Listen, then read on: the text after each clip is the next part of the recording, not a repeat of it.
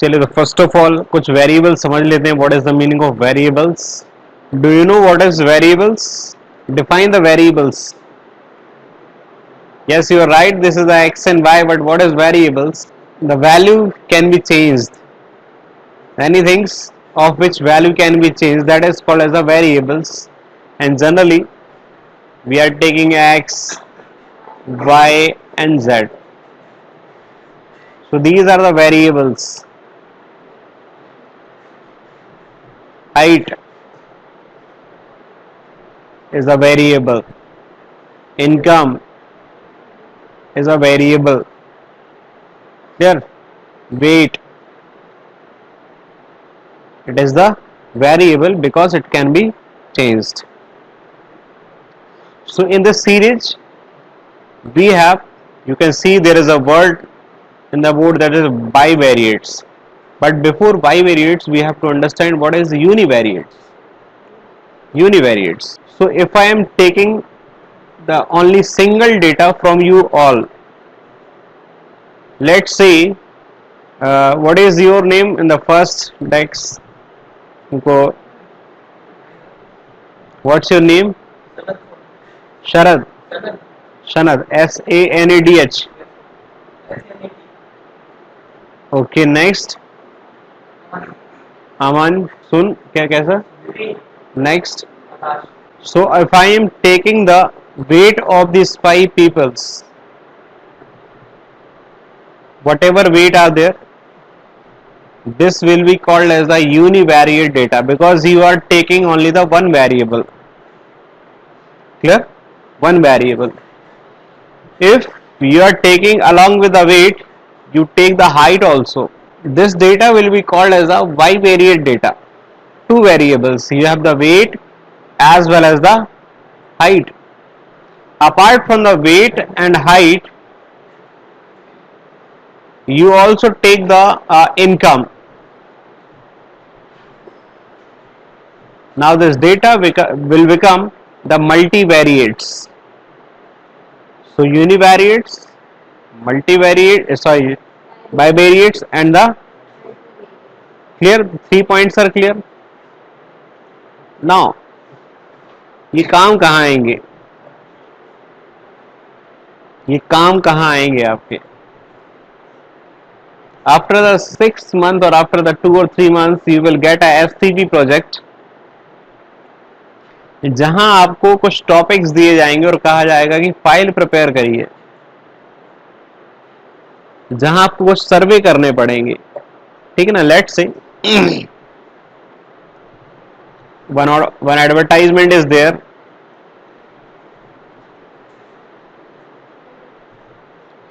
Horlicks से क्या बढ़ती है?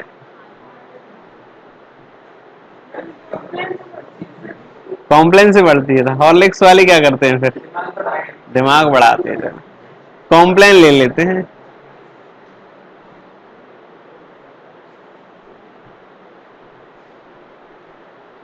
So let's say you have checked 5 people's A, B, C, D and E, and you ask the question whether you are consuming the complaint. They say yes, we are consuming. So you ask the same question, क्या आप इससे आपकी height बढ़ रही है? वो हाँ या ना, वो बात अलग है. बट यू आस्क का क्वेश्चन कि आपकी हाइट बढ़ रही है, तो आप उन्हें सिर्फ हाइट का सवाल पूछ लिया. बट हाइट किस चीज से बढ़ रही है? कॉम्प्लेंस से बढ़ रही है. क्लियर? चलिए, ये बात हो गई. So this data will be called as the univariate data. आपने सिर्फ हाइट का सवाल पूछा है. ठीक. सेम आपको कुछ क्वेश्चन, कुछ आपको प्रोजेक्ट्स मिलेंगे अभी 6 महीने बाद. आपको टॉपिक मिलेंगे, कंज्यूमर परसेप्शन पता करिए, consumer perception, consumer satisfaction. So you will ask different question कि आपको मान लीजिए कॉम्प्लेन ही मिल गया, तो यू विल आस्क आपको टेस्ट कैसा लगा, आपको इसका प्राइस कैसा लगा, आपको इसका डब्बा कैसा लगा, इसका आपको इसकी पैकिंग कैसी लगी आपको. तो ओवरऑल जो आपका प्रोडक्ट है, आप उसके बारे में क्वेश्चन पूछेंगे. तभी तो पता चलेगा कि आदमी उस बात से सेटिस्फाइड है या नहीं है. दूसरा सवाल आप ये भी पूछोगे, क्या उससे आपकी हाइट बढ़ी? 50 लोगों से पूछा, 50 लोगों ने कहा 49 ने कह 40 लोगों ने कहा कि हाँ बढ़ी है, 10 लोगों ने कहा नहीं बढ़ी है, तो आपका रिजल्ट क्या निकल के आएगा कि हाँ शायद बढ़ती होगी जब तो। So but there may be other points also, कि यदि आपने क्या किया, आपने तो सिर्फ एक ही सवाल पूछा कि आप हॉर्लिक्स कॉम्प्लेन का कंज्यूम करते हो और उससे आपकी हाइट बढ़ती है नहीं बढ़ती, A B C D E, 4 लोगों ने कहा बढ़ती है बढ़ती है बढ़ती है बढ़ती है, 5वें ने कहा नहीं बढ़ती है। But you don't ask anything other than the complain.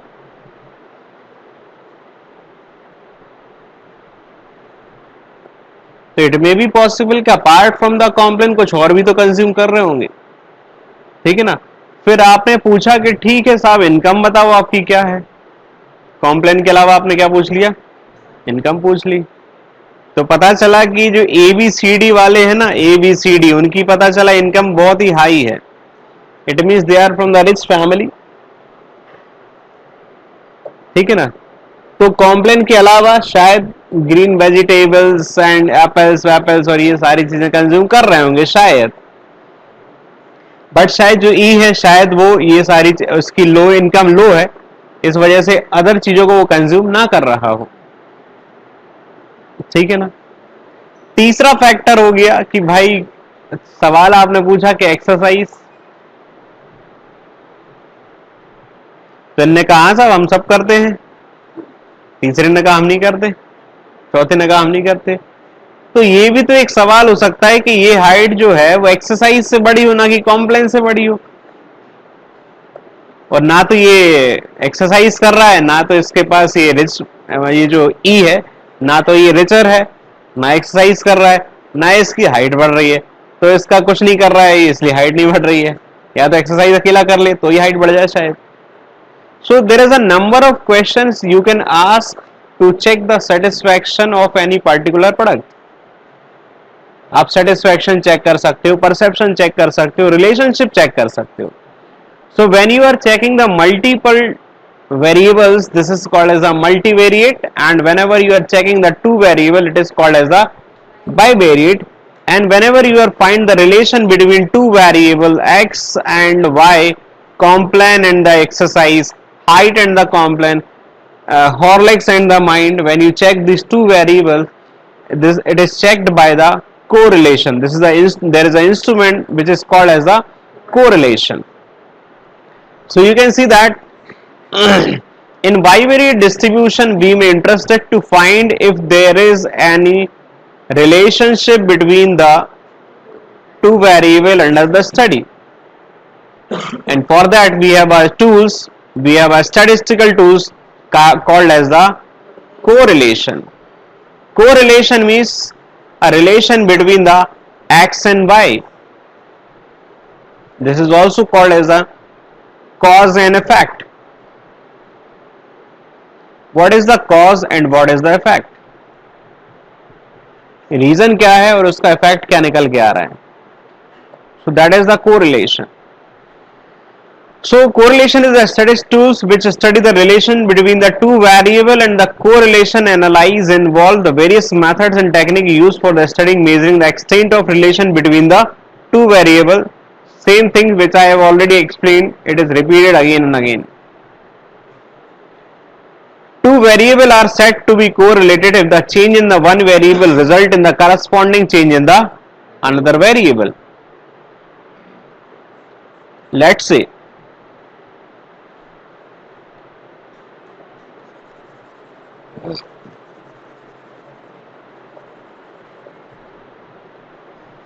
say height and the weight. 5 feet 50 kg, 5 feet 1 inch, let's say 52 kg, 5 feet 2 inch, let's say 54 kg, 5 feet 3 inch, let's say 56 kg. So whenever you are making a relation between the two variables, आप देख सकते हो height भी increase हो रही है तो wait भी इंक्रीज हो रहा है. दिस टाइप ऑफ relation या this type of correlation is called as the positive correlation. ये तो अभी अपन ने ले लिए हैं नंबर्स, लेकिन जरूरी नहीं है कि ऐसा हो ही, है ना, वो तो चेक करने के बाद पता चलेगा. Just we have take the numbers only. So two variables are said to be correlated if the change in the one variable results in the corresponding change in the another variable. मान लीजिए height और wait का कोई relation ही नहीं बैठ रहा है. जैसे मैं यहां पर ले लूं आपका एक हाइट की जगह पर मैं आपका ले लूं एड्रेस. किसी का सागर, किसी का खुरई, किसी का बीना, किसी का नरियावली, किसी का रहली.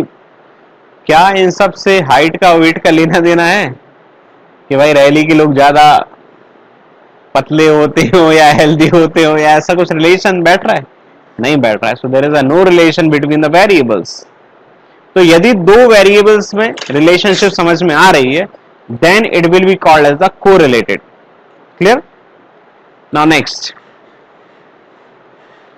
there is a correlation type of correlation. First type of correlation is positive correlation and the second one is the negative correlation. यदि एक variables के बढ़ने से दूसरा variable बढ़ रहा है, that will be called as the positive correlation. और यदि एक variable के बढ़ने से दूसरा variable घट रहा हो, that will be called as the negative correlation.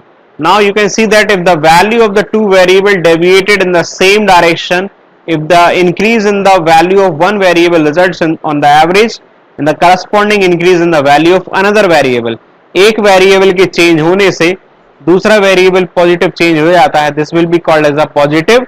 Otherwise आपका कौन सा कहलाएगा? नेगेटिव कोरिलेशन आपका कहलाने लगेगा. क्लियर? लेट्स से आपके पास एक एग्जांपल मैंने अभी भी लिया था आपका क्या, हाइट एंड वेट का. जैसे जैसे आपकी हाइट बढ़ती जाएगी आपका वेट ऑटोमेटिकली बढ़ता ही जाएगा. कभी कभार ऐसा भी होता है कि वेट कांस्टेंट रह जाए, हाइट बढ़ रही है लेकिन वेट कांस्टेंट हो जाए, ऐसा भी पॉसिबल हो जाता है. The family income and the expenditures on luxury items. जैसे जैसे आपकी इनकम बढ़ेगी ऑब्वियसली आप लग्जरी गुड्स की तरफ मूव करते चले जाते हैं. Amount of rainfall and the yield of crop. जैसे जैसे आपका रेन बढ़ेगा वैसे वैसे आपका जो फसल है वो और अच्छी होती जाएगी, लेकिन एक सर्टेन लिमिट तक. ज्यादा पानी गिर जाए तो ऐसा भी संभावना है कि फसल खराब भी हो सकती है. Price and supply of a commodity. If you study in the economics there is a positive relation between the price and supply from the supplier point of view.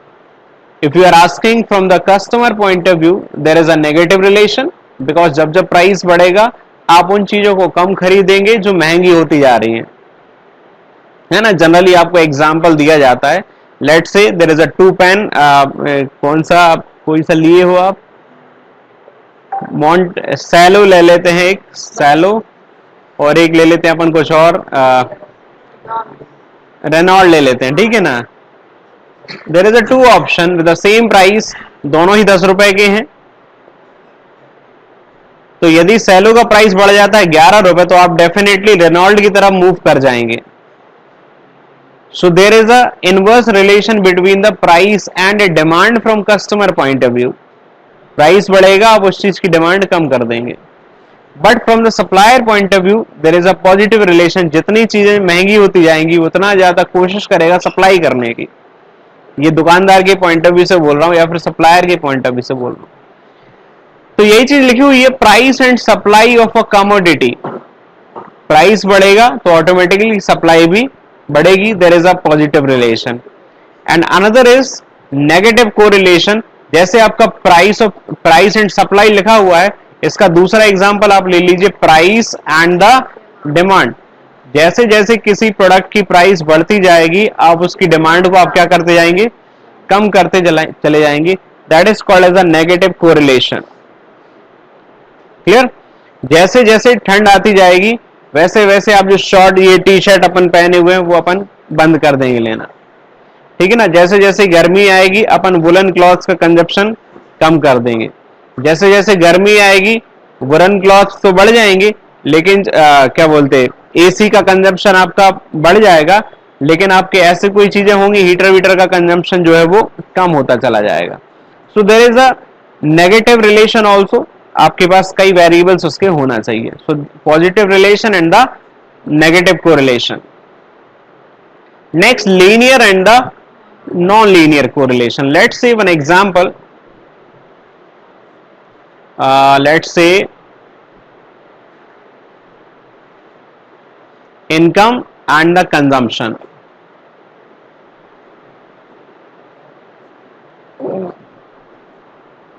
पहले आपकी इनकम थी 10,000, then there is a sharp change in the income, that is 12,000. Again income increased to 14,000, and there is a clear cut increase in income, that is 16,000. So you can see that there is a linear change. It means change of 2,000.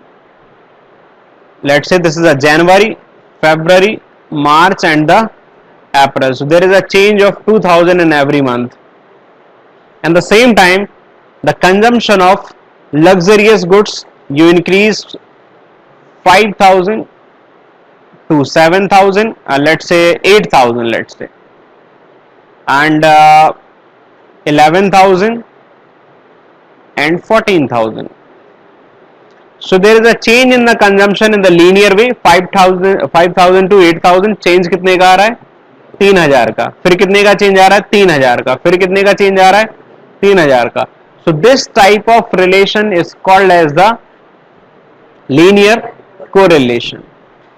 If there is a uneven changes, 5,000 से मान लीजिए 6,000 हो जाए, फिर 6,000 से अचानक से 11 पहुंच जाए, 11 से अगेन ये गिर के फिर 10 पहुंच जाए, so this will be called as the non-linear correlationship. और non-linear correlationship को अपन ग्राफ से प्रेजेंट नहीं कर पाते हैं.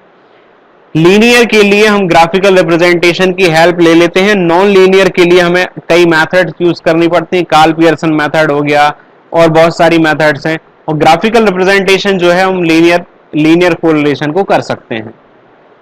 ठीक है ना. नाउ अब there is always whenever we are talking about the correlation, there is a positive relation, negative relation, but there is a chance of high degree of correlation. Why things are very much correlate? What can be the point? इसको ना देखते हुए अपन इसको discuss करते हैं कि ऐसी कौन सी चीजें हो सकती हैं जो चीजों को बहुत ज्यादा डिपेंडेंट बना देती हैं, बहुत ज्यादा कोरिलेट बना देती हैं. आप सोच कर देखिए जरा.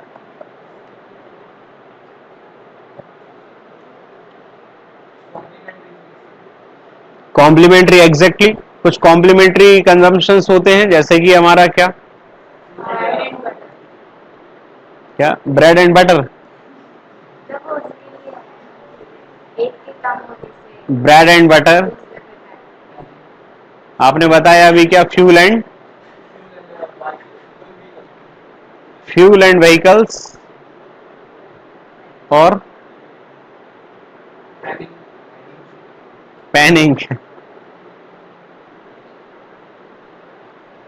तो जैसे अभी आपने बोला कि they are the interdependents, and the first point is mutual dependence. Whenever the variables are mutually dependent to each other, that is also called as a complementary goods.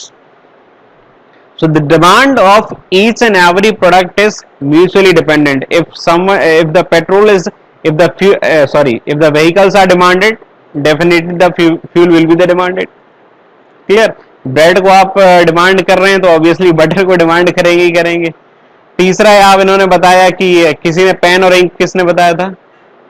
हाँ, यदि आप पेन को कंज्यूम कर रहे हैं तो ऑब्वियसली आजकल तो इंक यूज नहीं करते वैसे, है ना, बट कहीं ना कहीं ऐसा थ्योरी में है कि जैसे जैसे पेन की कंजम्पशन बढ़ेगी वैसे वैसे इंक का भी कंजम्पशन बढ़ेगा. हम आजकल यूज एंड थ्रो वाले पेन रखते हैं, लोग रखते ही हैं.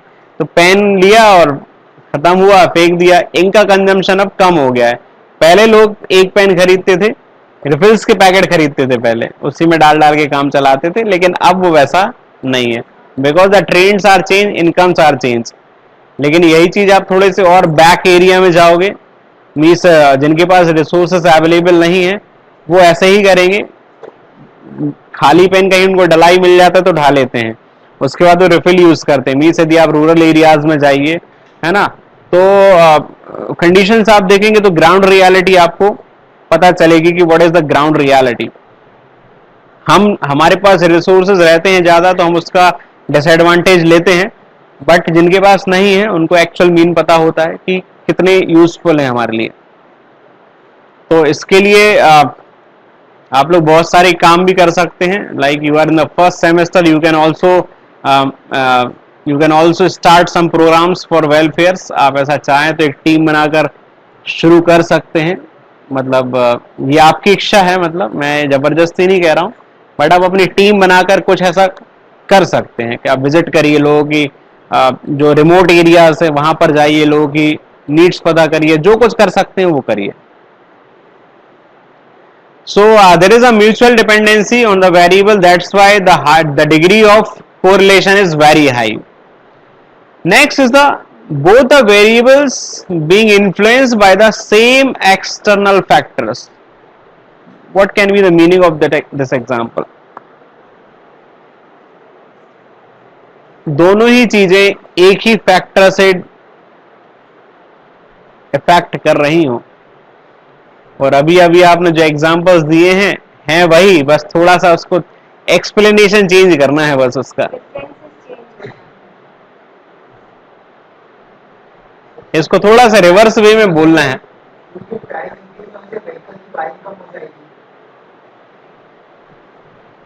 जैसे ये लिखा है both the variables, what is the variable? Fuels and vehicles, and influenced by the same factor external, that is demand. That is the demand. अभी अपन ने उसको उल्टा पढ़ा था कि डिमांड दोनों की क्या है, इंटरडिपेंडेंस है। अब हमने इसको दूसरे एंगल से बोल दिया कि there is a two variable bread and these are influenced by the same things.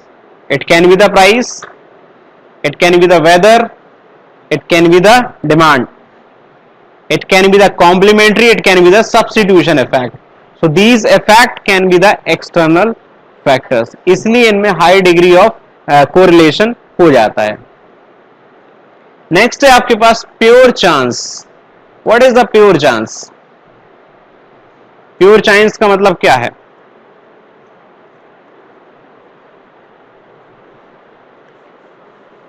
पढ़ के देखिए, हो सकता है समझ में आ जाए।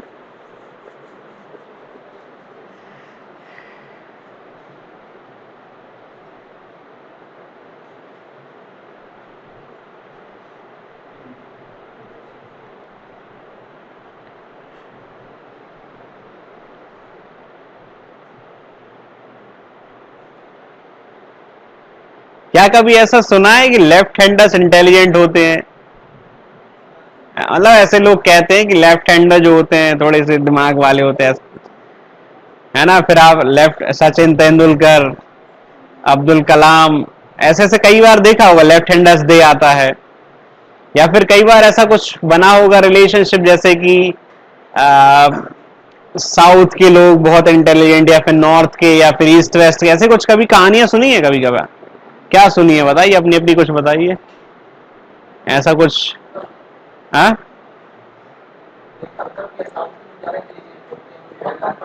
अब आप इंदौर जाइए, वहां सागर वालों का पूछिए। नहीं, जाइए कभी इंदौर में पूछिए, सागर वाले दूर ही रहना है इनसे। क्यों रहना है? क्योंकि भाई कहीं भी जाते इकट्ठे हो जाते हैं, है ना। इंदौर इंदौर में कुछ लड़ाई झगड़ा हो जाए तो इकट्ठे हो जाते हैं, ऐसा कुछ है। पूरे एमपी में आप कहीं भी चले जाइए, सागर दूर रहना है इनसे। So that is the pure chance, है ना। आपने कहीं सैंपल उठाया, कहीं अपने कई लेफ्ट हैंडर्स आपने इकट्ठे की, और पता चला कि बाई चांस सब इंटेलिजेंट है, तो आपने क्या एक बना लिया मेथोलॉजी, क्या बना ली कि all the left handers are somehow intelligent, creative होते हैं। या फिर आपने देखा कि कोई पर्टिकुलर स्कूल है, जैसे आपके कॉन्वेंट हो गया, केबीज हो गए, नवोदय हो गए, तो उन्होंने कहा कि ये वाली पर्टिकुलर स्कूल वाले बड़े ही होशियार होते हैं। या फिर ऐसा कि साइंस वाले तेज होते हैं, कॉमर्स वाले तेज होते हैं। So intelligence and some other factor, ये कहलाता है लक बाय चांस या फिर pure chance. That is the correlation, ठीक है ना। तो ये कभी कभार ऐसा कोरिलेशन भी हमारा बन जाता है, कभी कभार। एग्जैक्टली सेम सैंपल के बेसिस पर, और हमने इसको अजम्पशन कर लेते हैं, अज्यूम कर लेते हैं ऐसा होता है या नहीं होता वो सेंसस पे पता चलेगा। हम सबको टेस्ट नहीं करते। हम जैसे आप देखना कभी कभार, मुझे नहीं पता लेफ्ट हैंडर डे कब आता है, लेकिन जिस दिन लेफ्ट हैंडर डे आएगा उस दिन सब लोग स्टेटस पे डालेंगे, सचिन साहब की फोटो डालेंगे, अब्दुल कलाम साहब की फोटो डालेंगे, सलमान खान की फोटो डालेंगे, because these are the left handers, but they are the some unique personality, सब तो नहीं है ना। तो आपने पूरे 140 करोड़ में से कुछ लोगों को रिप्रेजेंट किया और दिखाया कि left handers are very intelligents, है ना। तो मतलब ऐसा कुछ कहानियां होती ना, that is called as a pure chance. This is also called as the nonsense correlation. ठीक है। चलिए, now we have some methods of studying the correlation, and first is the scattered diagram method. Scattered diagram method में हम generally क्या करते हैं, हमारे पास data available होता है एक्स एंड वाई का, है ना। तो यहां पर कुछ वेरिएबल्स होते हैं, इन वेरिएबल्स को हम ग्राफ पे प्लॉट करते हैं, ग्राफ पर प्लॉट किया जाता है, और इस ग्राफ को देखकर हम बताते हैं कि ये किस तरीके का रिलेशनशिप है। फिर इसके बाद आएगा Karl Pearson coefficient method, two way frequency table, rank method and concurrent deviation method. ये सारी मेथड्स हम पढ़ेंगे, ठीक है ना। सारी नहीं तो दो तीन तो पढ़ ही लेंगे कम से कम, और कोशिश करेंगे अपन, यदि इसको आपके पास सबके पास सिस्टम्स तो मतलब ऑलमोस्ट होना ही चाहिए, लैपटॉप वगैरह होंगे ही होंगे, तो कोशिश करेंगे अपन एक्सेल वगैरह पे या कोई सॉफ्टवेयर एसपीएसएस यदि अपन को मिल जाता है तो अपन उस पर ट्राई करने की कोशिश करेंगे। तो उससे क्या होगा कि आप फर्स्ट सेमेस्टर से ही थोड़ा, क्योंकि मुझे पता है यहाँ पर कोई बताएगा है नहीं आपको, अब ओनली ये सब सारी चीजें रिकॉर्ड हो रही हैं इसलिए ज्यादा नहीं बोल रहा हूँ मैं। ठीक है, तो जो आपका थर्ड सेमेस्टर में, सेकंड सेमेस्टर में रिसर्च मैथडोलॉजी है वगैरह वगैरह, ये सब बड़े काम आएंगे, तो मेरे पे जितना बनेगा मैं बता दूंगा, ठीक है।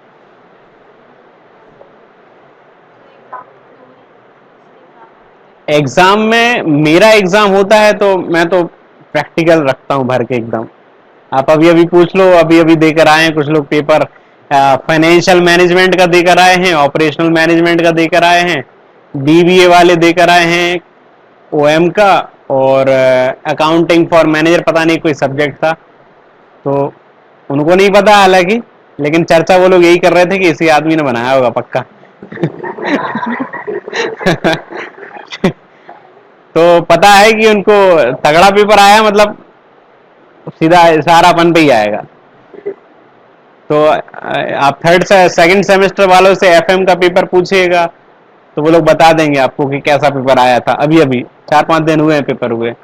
ओएम का पेपर पूछिएगा कैसा आया था, तो वो बता देंगे वो लोग कि क्या है, पास होना है, हो पाएंगे नहीं हो पाएंगे, वो सब बता देंगे। तो अपने को अपने सब्जेक्ट में, मतलब मैं अपना यहाँ एक्सपीरियंस बताता हूँ, जो टीचर जैसा पढ़ा रहा है वैसा आपको पेपर देगा। टीचर आपको थ्योरी पढ़ा रहा है, भले ही वो प्रैक्टिकल सब्जेक्ट हो, तो आपको थ्योरी देगा क्योंकि उसने नहीं पढ़ाया। अब मेरा क्या भी है, देखो अपन तो बाकायदा सब कुछ पढ़ा रहे, जिस दिन हम टाइम पास करेंगे उस दिन टाइम पास वाला पेपर दे देंगे, सीधी बात है। हम कुछ नहीं पढ़ाएंगे तो कुछ कुछ थ्योरी ऐसी करके दे देंगे, आप भी पास हो जाओगे, हमारा भी काम कम हो जाएगा। मैं वही तो बता रहा हूँ ना, अब आप समझ जाओ मैं अब क्या बोलूं। तो जिनका नहीं लग रही है वो ऐसे ही करेंगे, है ना। मैं आपको अभी थोड़ी देर में ट्रिक बता रहा हूँ, एक आप ट्रिक पकड़ लीजिएगा, आपका अच्छा रिजल्ट आएगा यहाँ पर। चलिए, तो स्कैटर डायग्राम, स्कैटर डायग्राम के लिए आपके पास देखिए 4-5 डायग्राम है आपके पास। जैसे कि जब भी आप डेटा प्रेजेंट करते हो स्कैटर डायग्राम में, यदि कुछ इस तरीके का आपको डेटा मिल जाता है, और भी यहां पर यदि डॉट बन जाए, ठीक है ना, ये तो दिस टाइप ऑफ कोर, यदि आपका ऐसा कुछ डायग्राम बन जाता है, this type of correlation is called as a perfect positive correlation. ठीक है ना, सिंगल लाइन में यदि आपका बन रहा है तो परफेक्ट आपका कहलाएगा। फिर इसके बाद यदि डाउनवर्ड स्लोपिंग जा रहा है तो आपका वो क्या कहलाएगा, परफेक्ट नेगेटिव कोरिलेशन कहलाएगा। और यदि इसके बाद डायरेक्शन तो थोड़ा थोड़ा अपसाइड जा रहा है लेकिन उतना क्लैरिटी की तरफ नहीं जा रहा है, ठीक है ना, तो लो डिग्री ऑफ पॉजिटिव कोरिलेशन कहा जा सकता है। देन इसके बाद आप देख सकते हो ये मतलब इसको यदि थोड़ा सा अपन यदि इकट्ठा कर दें, यदि ये पूरा यदि कलर इकट्ठा कर दें तो इसका डायरेक्शन जो है ओ से थोड़ा सा ऊपर की तरफ जा रहा है, हटके जा रहा है, that's why it is a positive. और यदि इसकी बात की जाए तो ये वाई एक्सेस और एक्स एक्सेस को टच कर रहा है, ये इस तरीके से इसका डायरेक्शन है, ठीक है ना। So this is called as a low degree of negative correlation. Then आपके पास एक और डायग्राम है high degree of positive correlation का, ये आपको दिख रहा है। सेम आपके पास है आपका high degree of negative correlation. और आगे एक दो डायग्राम और है जो मैं आपको यहीं से ही बता दे रहा हूं। यदि आपका कुछ इस तरीके से बन रहा है so there is a no correlation। यदि यू शेप में आपका बन रहा है again there is a no relation, ठीक है ना। आपको अगली स्लाइड में आपको दिख जाएगा, ये हैं आपके। सो नो कोरिलेशन के भी आपके पास दो डायग्राम आपको दिख रहे हैं। नो कोरिलेशन ये ऑलरेडी मैं आपको एक्सप्लेन कर चुका हूं, ये मैंने एक बुक से लिया हुआ है ना। तो रेफरेंस के तौर पे मैं आपको बता दूं, एसपी गुप्ता करके कोई बुक है, मैंने उससे ये सारी इंफॉर्मेशन निकाली है, आप भी यही इंफॉर्मेशन सेम यूज कर सकते हो, ठीक है ना। नेक्स्ट हमारी मेथड रहेगी कार्ल पियर्सन मेथड, और उसके बाद के लेक्चर पे अपन आगे का सब सिस्टम देखेंगे, ठीक है ना।